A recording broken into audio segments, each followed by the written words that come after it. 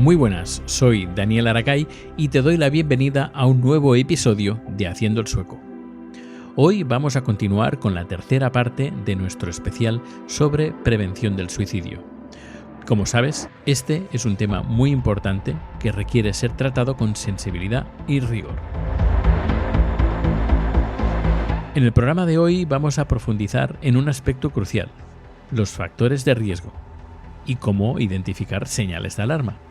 Y quiero empezar con algunos datos importantes que nos ayudarán a poner todo en perspectiva. En Suecia, aproximadamente 1.600 personas mueren por suicidio cada año. Es una cifra que nos puede parecer alta, pero necesitamos entender qué significa realmente en términos estadísticos. El riesgo individual de morir por suicidio es del 0,16%. Es un porcentaje muy bajo, aunque por supuesto cada vida es importante. Algo interesante que debemos mencionar es que cuando una persona ha tenido un intento previo de suicidio, este riesgo se duplica. Suena alarmante, ¿verdad? Pero incluso duplicado, estamos hablando de un 0,032%. Es importante tener estos números en mente porque nos ayudan a entender que, aunque el riesgo existe, la gran mayoría de las personas que han sobrevivido a un intento de suicidio no volverán a intentarlo. Pero vayamos a algo fundamental, los factores de riesgo.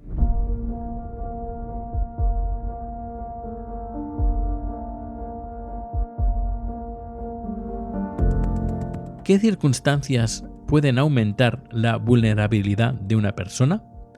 Hay varios que son especialmente relevantes. Por ejemplo, tener una enfermedad adictiva es un factor de riesgo persistente. También lo es perder el trabajo. Y aquí quiero detenerme un momento para hablar del consumo del alcohol. El Dr. Friedman lo menciona de una manera muy gráfica. Beber como un sueco. Es decir, beber hasta en intoxicación. Implica un mayor riesgo que beber moderadamente. Es un factor de riesgo que no podemos ignorar. Otro factor importante es la mala adherencia al tratamiento médico. Esto significa que cuando una persona no sigue adecuadamente su tratamiento o no acepta la ayuda de manera apropiada, el riesgo aumenta. La impulsividad también juega un papel crucial. Y esto es independiente de si está relacionada con TDAH u otras condiciones. Básicamente, cuando no nos damos tiempo para pensar, el riesgo aumenta.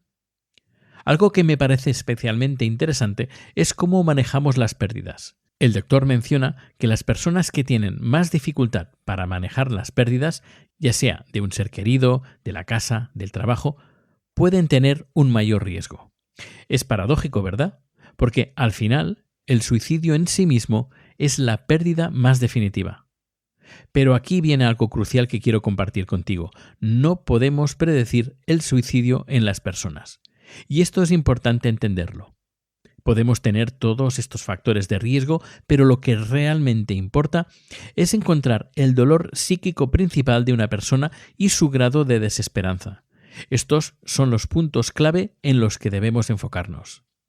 Cuando los profesionales hacen una evaluación de riesgo de suicidio, no están tratando de predecir si alguien va a hacerlo o no.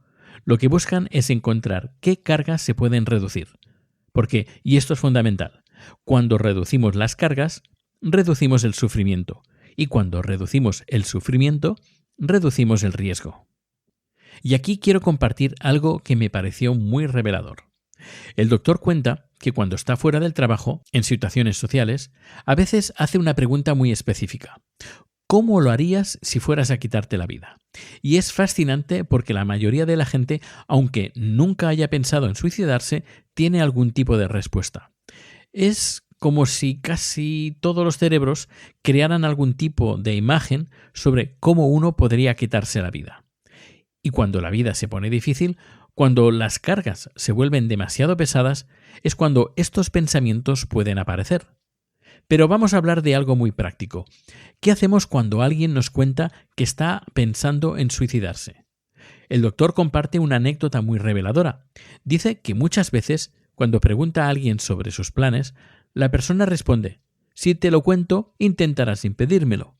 Y su respuesta es brillante. Sí, efectivamente lo haría, porque quiero ayudarte a dejar de querer hacerlo. Y esto me parece fundamental. No se trata de juzgar, se trata de ayudar. Porque para que alguien pueda encontrar una motivación para seguir viviendo, primero tiene que seguir con vida. Es tan simple y a la vez tan complejo como eso.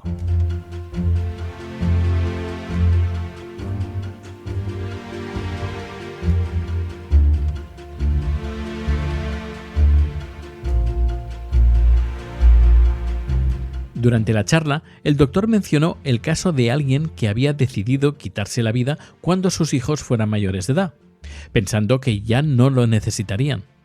Pero esto es un error, incluso cuando las personas tienen mayor responsabilidad legal sobre su propia vida, siguen necesitando a aquellos de donde provienen, incluso si la relación no es buena. Es mejor que el padre exista a que no exista. Y aquí viene algo crucial. Cuando detectamos que alguien está en riesgo agudo de suicidio, la situación es comparable a ver a alguien colapsar en la calle. Es una emergencia médica. No dejas a esa persona sola, igual que no dejarías solo a alguien que está teniendo un ataque de corazón. Llamas al 112, pides ayuda profesional. Y eso me lleva a que a veces estas situaciones surgen en momentos incómodos, al final del día laboral, cuando tienes que recoger a los niños del cole, cuando tienes una cita importante, pero como dice el doctor, esto es una cuestión de vida o muerte, y la vida debe tener prioridad. Y ahora vamos a hablar de algo especialmente relevante para quienes trabajan con jóvenes.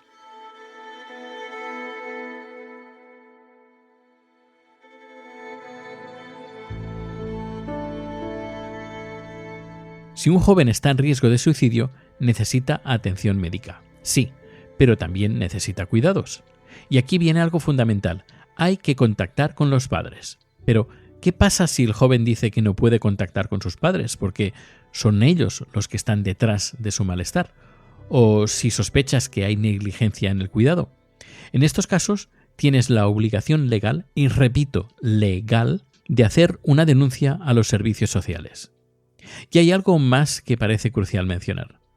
Si trabajas con grupos de jóvenes, enséñales a delatar a sus amigos si están pensando en suicidarse. Sé que suena fuerte esto de delatar, pero es vital. El mensaje debe ser claro. No mantengas ese secreto. Sí, tu amigo podría enfadarse contigo, incluso dejar de hablarte, pero estará vivo y podrá cambiar de opinión más adelante. Y quién sabe, quizás algún día incluso te lo agradezca. Hablemos ahora de los factores protectores porque no todos son riesgos.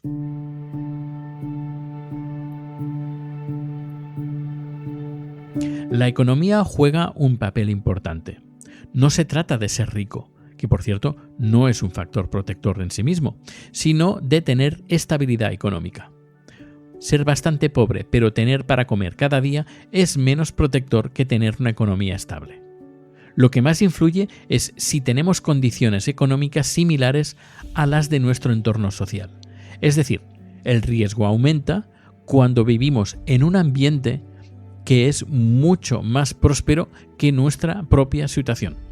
Es como si el contraste hiciera todo más difícil. Hablemos de un momento crítico en la vida, la jubilación. Todos, si vivimos lo suficiente, vamos a experimentar un deterioro económico cuando nos jubilemos. ¿Cómo podemos protegernos? Bueno, además de la preparación financiera obvia, hay algo crucial: poder anticiparlo y prepararnos mentalmente. Lo repentino, lo abrupto, eso es lo que más daño hace. Y ahora vamos a algo que me parece especialmente relevante en nuestra sociedad actual: las conexiones sociales.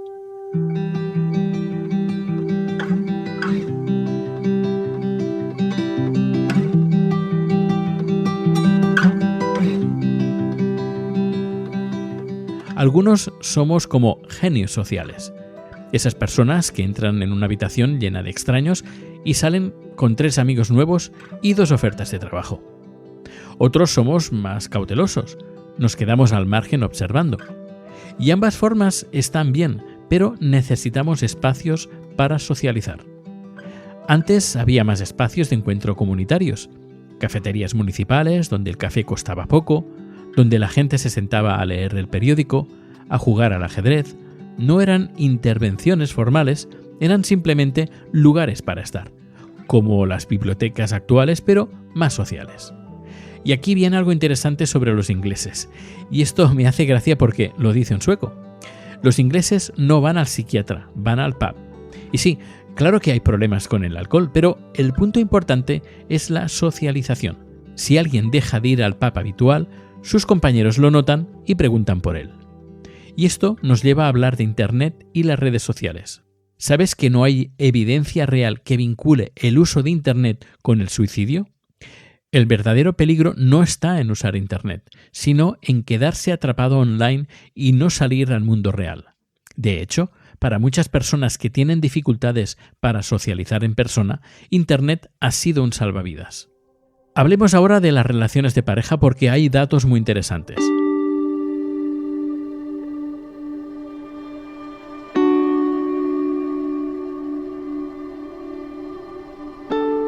Vivir en pareja es protector, incluso si la relación no es perfecta. ¿Por qué? Porque es como tener una pequeña red social. Alguien te ve, alguien nota si estás mal. Pero aquí viene algo curioso. Los divorcios afectan de manera diferente a hombres y mujeres. Los hombres en general tienen más tendencia a deprimirse tras una separación o a empezar a beber más, ambos factores de riesgo para el suicidio.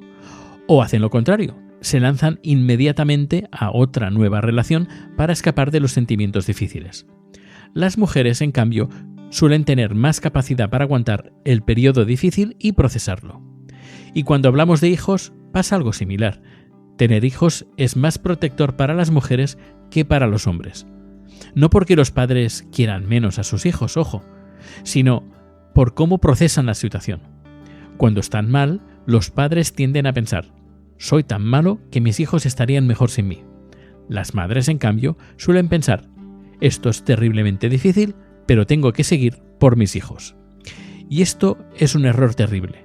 Cualquiera que piense que sus hijos estarían mejor sin él o ella está profundamente equivocado. Los datos son claros. Un niño que pierde a un padre por suicidio antes de los 12 años tiene mucho más riesgo de desarrollar comportamientos autodestructivos cuando sea joven. Y ahora quiero hablar de algo fundamental: el trabajo.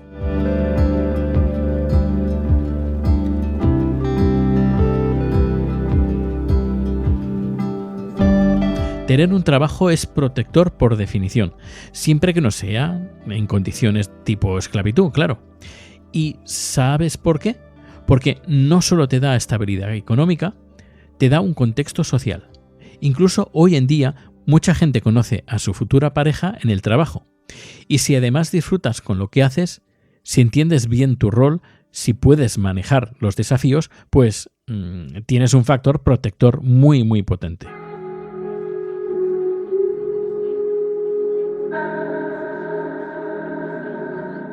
Hablemos ahora de enfermedades, porque hay cosas que debemos saber. Por ejemplo, la enfermedad de Parkinson.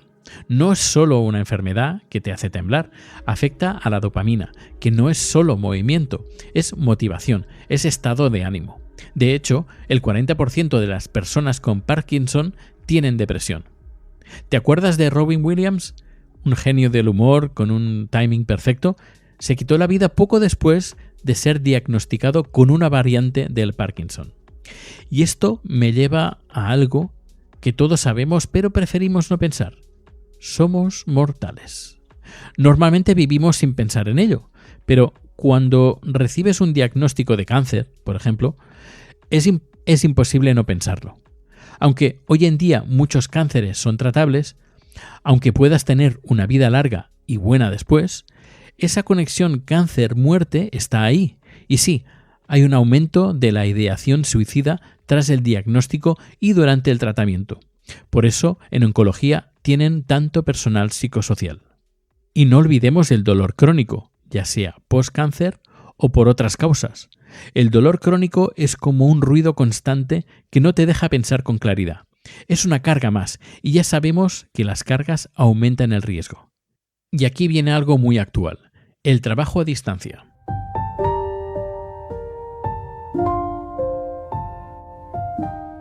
¿Sabes que no hay evidencia de que el teletrabajo aumente el riesgo de suicidio?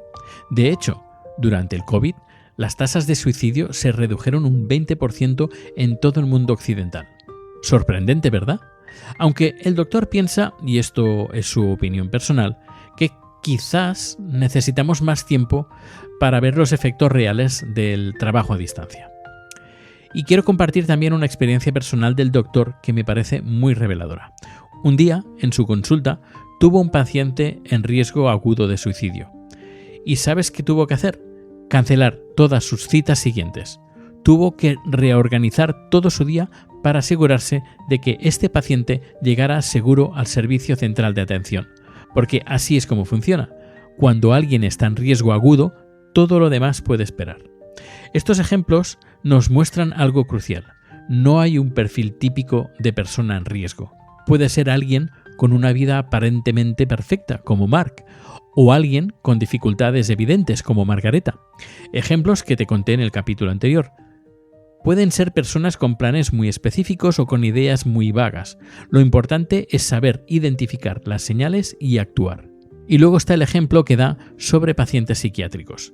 Menos de la mitad de las personas que mueren por suicidios tenían contacto activo con servicios de salud mental en el último mes antes de su muerte.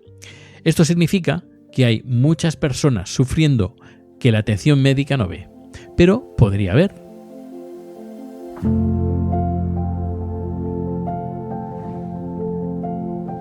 Y antes de terminar, quiero hacer hincapié en algo fundamental. No podemos predecir el suicidio, pero sí podemos estar atentos a las señales. Si alguien te dice que está pensando en quitarse la vida, tómatelo en serio.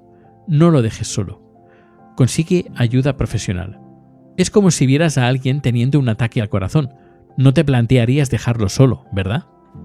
Y recuerda, las estadísticas están bien, nos ayudan a entender el panorama general, pero cada persona es un mundo. Alguien puede tener una vida aparentemente perfecta y estar sufriendo enormemente, o puede tener muchos factores de riesgo y mantener una gran resiliencia. Lo importante es estar ahí, escuchar y no tener miedo de hacer las preguntas difíciles. Como siempre digo, en Suecia estos temas se tratan con una franqueza que a veces nos puede chocar a los españoles, pero que es tremendamente necesaria. No podemos prevenir lo que no nos atrevemos a nombrar. Y con esto llegamos al final de este episodio especial sobre prevención del suicidio. Recuerda que si necesitas ayuda, no estás solo. Hay profesionales preparados para ayudar, líneas de atención 24/7 y sobre todo, no hay que avergonzarse de pedir ayuda. De hecho, pedir ayuda es un acto de valentía y de amor propio. Como siempre, puedes encontrar todos los recursos y enlaces relevantes en las notas del programa. Si te ha gustado el episodio, no olvides suscribirte y compartirlo con quien creas que puede necesitarlo. Nos vemos en el próximo episodio de Haciendo el Sueco. ¡Hasta pronto!